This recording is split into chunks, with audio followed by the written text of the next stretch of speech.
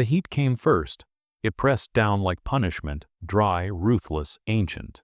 Even the air seemed to grind like sand in the lungs. The desert stretched endlessly in every direction, pale gold by daylight, and the color of rusted blood by dusk. Sergeant Maya Vance lay prone on the ridge, the butt of her rifle wedged into her shoulder, her cheek pressed against the warm stock. Through the glass of her scope, she watched the convoy below crawl along the winding dirt track. 3 armored trucks, suns, scorched and coughing dust. Confirmed target, she whispered, though no one could hear her now. Silence. Her radio hissed faint static. No reply. Her unit had gone dark 40 minutes ago. The last transmission was clipped, broken by interference. Fall back, repeat. Fall ba, then nothing. She'd waited for the call to regroup. It never came. Now all she had was the crackle of wind over sand and the weight of her rifle. Heavy as guilt. Maya didn't flinch, not yet. Years of discipline locked her emotions behind iron walls. She watched the lead truck slow as the road curved toward the ravine. An ambush point, textbook. Perfect. She'd chosen it herself, but something about the movement below gnawed at her instincts. The way the convoy fanned out, too controlled, too deliberate. She zoomed in. The driver's window rolled down. A gloved hand waved out, not a signal for soldiers. A signal for her. Her pulse jolted. The figure in the back seat stepped out. The sun caught the insignia, American, like hers. Her chest went tight. Captain Hensley, her co. He looked straight toward her position, though she was a mile away and invisible beneath her ghillie suit. A smile curled on his lips, small, cold, deliberate. He said something to the man beside him. The man nodded. Then, as if on cue, the convoy doors opened and smoke grenades hissed into the air. Maya's blood went cold. Purple plumes bloomed, drifting upward like poisonous flowers. That wasn't part of the plan. The ridge trembled a heartbeat later. Explosions erupted in a semicircle around her. Dirt, heat, and shrapnel tore the air apart. She rolled instinctively, pressing her body flat as sand roared over her back. Her comms screeched with static. Someone had mapped her position. They knew where she was. A clean triangle of detonations, deliberate, precise. Betrayal wasn't a gunshot. It was quieter, a realization that burned colder than fear. When the last echo faded, the desert went silent again, too silent. No movement, no voices, just the wind. Maya pushed herself up, coughing grit, scanning the horizon. The convoy below was gone, vanished into the dunes, leaving only faint tire marks like scars in the earth. Her hands trembled once, then steadied.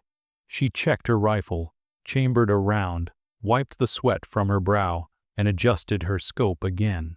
Nothing. They'd left her not just behind, but for dead. She checked her comm again, cycling through channels. Raven 2 to command.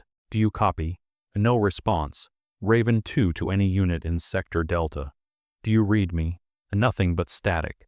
Her throat tightened. The temperature climbed 47 degrees C and rising. Her canteen was half empty, and her extraction point was 40 kilometers east across open desert. She pulled the map from her vest, unfolding it with slow, deliberate hands. The paper flapped once in the wind, thin and fragile, like everything human here. Then she saw it, a mark drawn in red pen, her mark. A small cross with a circle around it, but it wasn't hers anymore. Someone had drawn another line through it, a cut neat, final. She folded the map again, jaw tightening. She didn't need orders anymore. She needed to survive. Maya started walking. The sand burned through her boots after an hour. Her shadow followed her like a ghost, stretching longer with the sinking sun. The horizon shimmered, a mirage of water that mocked her thirst. Her skin glistened with sweat and dust, a sheen of effort and defiance. She'd been trained for endurance, Arctic, jungle, desert, but not betrayal. No training manual prepared her for the hollow ache that followed realization. By the third hour, she'd reached the edge of an old village, abandoned long ago. Clay huts half, buried in sand. A rusted truck leaned on its side, its tires eaten by time. She scanned the area through her scope, eyes narrowing at the flicker of movement. A figure ducked behind a wall, too small to be a man, a child. She moved silently, circling wide, rifle raised. The movement came again, a face, died, no older than 12, clutching a jug. The boy froze when he saw her. Maya lowered her rifle slowly, palms open. "It's okay," she murmured, her voice soft but cracked from thirst. He hesitated, then ran not away, but toward her. He stopped a few feet away, staring up with desert, dark eyes. He pointed east, then mimed drinking. "Water?" Maya nodded, following his lead. The boy guided her to a well behind the crumbling walls. She peered inside dry. He tapped the jug and pointed to a pipe nearby, half buried. She followed it to a small shelter, where a makeshift water filter hummed weakly, powered by a solar panel coated in sand. It wasn't military tech. It was survival tech, civilian ingenuity. Someone had lived here, recently. She filled her canteen, taking slow sips.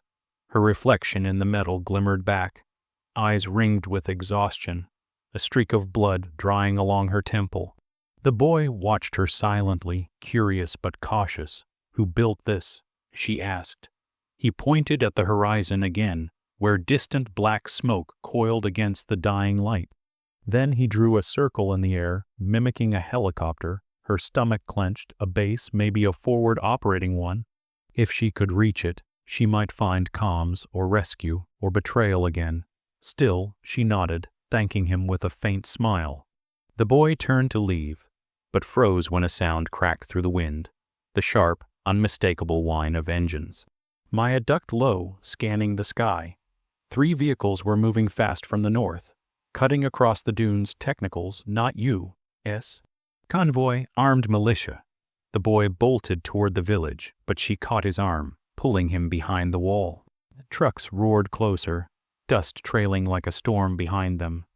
Men stood in the flatbeds, rifles slung loose, faces wrapped in scarves. Maya's mind calculated distances, angles, wind instinct. She pulled the boy down, whispered for him to stay quiet, and raised her rifle. First shot the driver, clean. The truck veered, skidding sideways. Chaos followed. Shouts echoed across the desert. She exhaled slow, shifted aim. Second shot. The gunner on the next truck. A spray of sand, miss. They were firing back now, bullets thudding into the walls around her. She rolled left, debris biting into her palms, aimed again. Third shot. A hit. The second truck jolted to a stop. The others spread out, circling.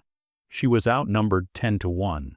She grabbed the boy's hand, pulling him toward the alleyways between ruins. The air filled with gunfire, sharp, metallic, endless. Her rifle ran dry. She ducked behind a fallen beam, loading fast. Her heartbeat synced with every click of the bolt. Then came the grenade. It landed 10 feet away, spinning in the sand. She grabbed the boy, threw him behind the wall, and dove the opposite way. The explosion lifted her off the ground, heat biting her skin, the world turning white for a moment. She landed hard, pain shooting through her ribs. Dust filled her lungs. Her ears rang. When she opened her eyes, the boy was gone, vanished into the smoke. Her vision swam. Through the haze, she saw boots moving closer. Shadows 3, maybe 4. She reached for her sidearm, but her fingers slipped, slick with blood. The rifle was gone.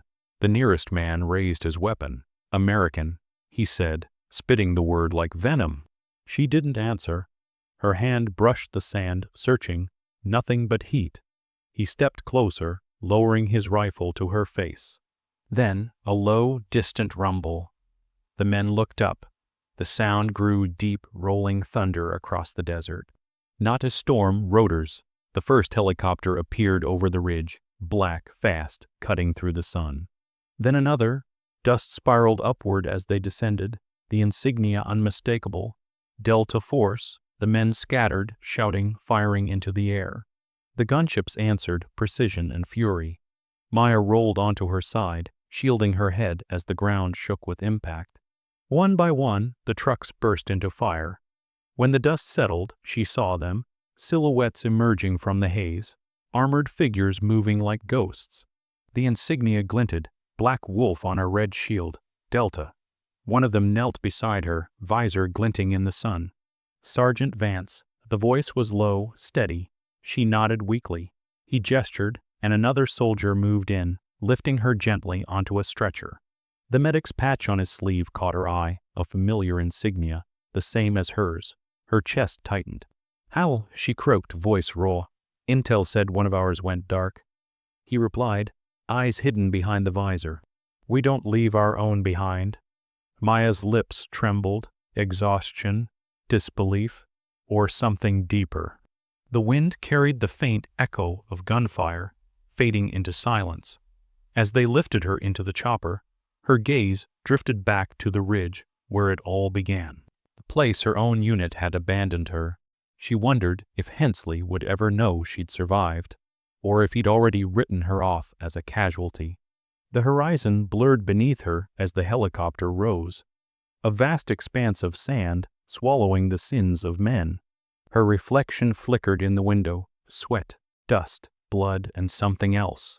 Not fear, not relief. Resolve. Maya Vance wasn't done yet. The desert hadn't taken her. It had only hardened her silence into something unbreakable. And for the first time, the desert felt smaller than her will. The wind carried dust and death in equal measure.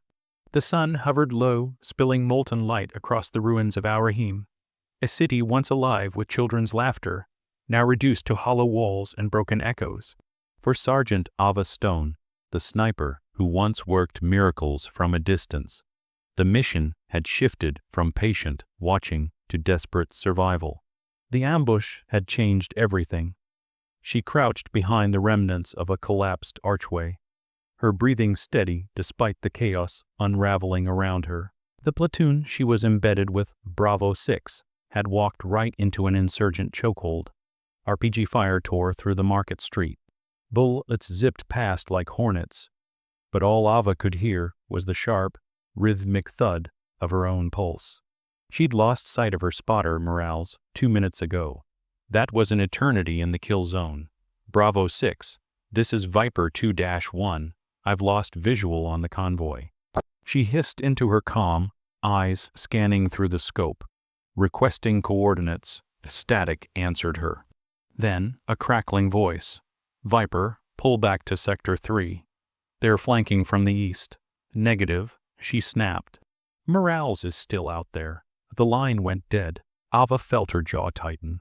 Orders were one thing, but leaving someone behind wasn't in her DNA. She peeked over the rubble, adjusting her rifle's bipod. Through her thermal scope, faint orange silhouettes flickered among the haze, insurgents moving in pairs, tightening their circle around a battered Humvee. A body lay slumped near it. For a heartbeat, her breath caught. Then she saw movement. Morales, he was pinned, crawling toward cover with a shattered comms pack strapped to his back. Ava exhaled slowly. "All right, partner," she whispered. "Hold on." She lined up her first shot. The rifle bucked with a muffled thunderclap. One insurgent dropped. The second froze, searching for the phantom shooter, just before she sent him to the ground. 3 more appeared from the alley, taking positions near the Humvee. Ava fired again and again. Each pull of the trigger was mechanical, years of training condensed into lethal precision. But the enemy kept coming. Within minutes, her position was compromised. Dust exploded beside her as rounds tore into the stone. She rolled left, dragging her rifle with her, cursing under her breath. "They've got spotters." Her heart pounded. Not from fear, from calculation. She had to move or die here. Her hand brushed the pouch on her vest, fingers closing around a smoke grenade. She pulled the pin, lobbed it high, and sprinted toward the side street as gray clouds blossomed behind her. Every step burned. The city was a maze of crumbling walls and half-buried memories. Through the smoke, she could hear Morales shouting something, and then the whine of an incoming drone. Ava froze, pressing herself flat against a wall. Overhead, the Reaper's silhouette glided silently through the dusk, scanning for heat signatures. She keyed her comm again, praying the frequency still worked. "Bravo 6, this is Viper. Reapers over my sector. I need a Gotham strike before we get overrun." Another crackle, Then a familiar voice, Captain Rivers, cold and deliberate. Negative, Viper. We can't risk collateral. Pull out. She slammed her fist into the wall. We are the collateral. Silence. Then the line went dead once more. Her anger steadied her hand. Ava spotted Morales dragging himself toward the drainage ditch, blood soaking his pant leg. She sprinted across the open ground, weaving through debris, bullets tearing up the earth around her. When she reached him, she dropped to her knees, checking his pulse. You look like hell, she muttered. He gave a weak grin. You're late. She tore a strip from her sleeve, wrapping it around his leg. Can you move? Define move. Good enough, she said, hoisting him onto her shoulder. They staggered toward the alley as gunfire echoed behind them. Ava turned once, lifting her rifle and firing blind toward the rooftops. A cover shot, a distraction, anything to buy them seconds. They stumbled into an abandoned workshop, door half, hanging on its hinges. Ava kicked it shut and dragged Morales behind a steel table. Her lungs screamed for air. The pounding in her ears was deafening. Outside, footsteps echoed too many. She looked around frantically, searching for options. Her eyes fell on a rusted fuel drum half full. Morales, she said quietly, you got a lighter? He blinked. You're not serious. She didn't answer. She was already unscrewing the top. The insurgents breached the door. Ava lit the rag she'd stuffed into the drum, whispered something, maybe a prayer, maybe a curse, and rolled it forward. The explosion ripped through the room like a thunderclap, a wave of heat and smoke throwing her backward. When she opened her eyes, everything was ringing. The world spun in slow motion. Through the haze, she saw the silhouettes of men falling, and then silence. For a long moment, she just breathed. Then she felt a hand on her shoulder. Morales was alive, barely, but alive. We need to move, he rasped. She nodded. They pushed through the back wall, finding an opening into the sewer tunnels beneath the city. As they descended into darkness, Ava glanced back one last time. Flames licked at the shattered skyline. The sky glowed red. That's when she realized she wasn't the same soldier who'd come here weeks ago, with a clean uniform and a belief in the mission. Now she fought not for orders, not for flags, but for the few who were still breathing beside her. And deep down, she knew this wasn't the end of the ambush. It was only the beginning. The desert never truly slept. Even in darkness, it hummed wind whispering through the broken ruins, distant gunfire echoing like ghosts. Beneath the city of Al-Raheem, the tunnels pulsed with the smell of oil, dirt, and blood. Sergeant Ava Stone moved silently through the half-flooded passage, her rifle slung across her chest, Morales limping behind her. They'd been underground for hours. The comms were dead. Their water was gone. Above them, the city burned. And somewhere beyond the firelight, Bravo 6 had withdrawn, leaving them to vanish quietly into the wreckage. Ava stopped, lowering Morales gently against the wall. His breathing was shallow now, labored. She crouched beside him, hands trembling as she tore a strip of gauze from her medkit. You're not gonna make it if we stay down here, she said quietly. He gave her a faint smirk. You mean we? Her jaw tightened. Don't start that. Morales looked at her for a long moment. They wrote us off, didn't they? HQ? Ava didn't answer. The silence was enough. She'd heard the chatter before the signal died.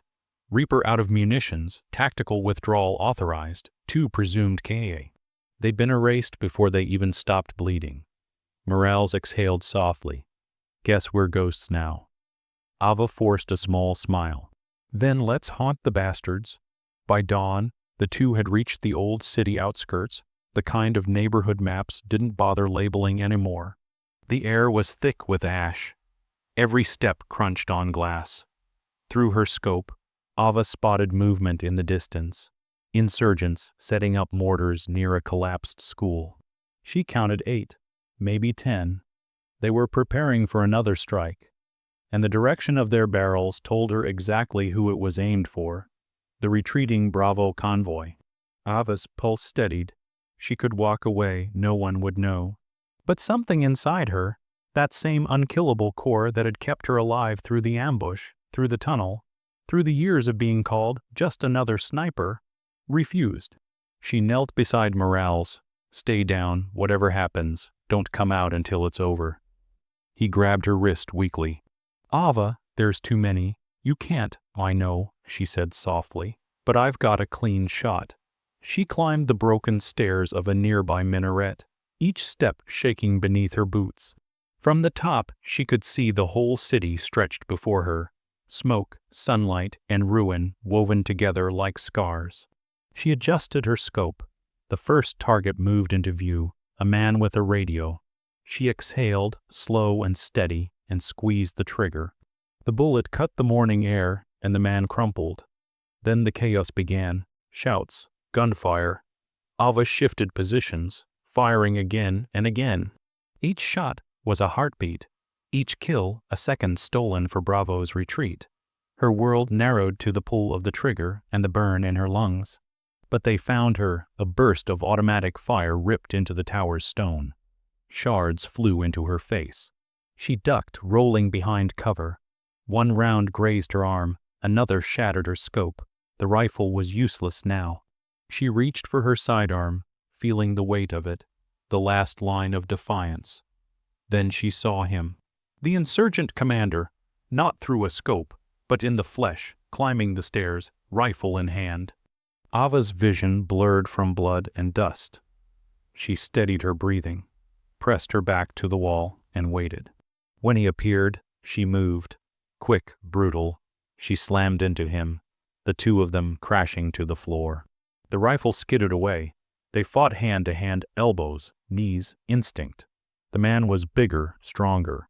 But Ava was faster, meaner. He pinned her down, his hand gripping her throat. She clawed at his arm, gasping. Her fingers brushed the knife strapped to her vest. She drew it, driving the blade upward with all the strength left in her. The man went still.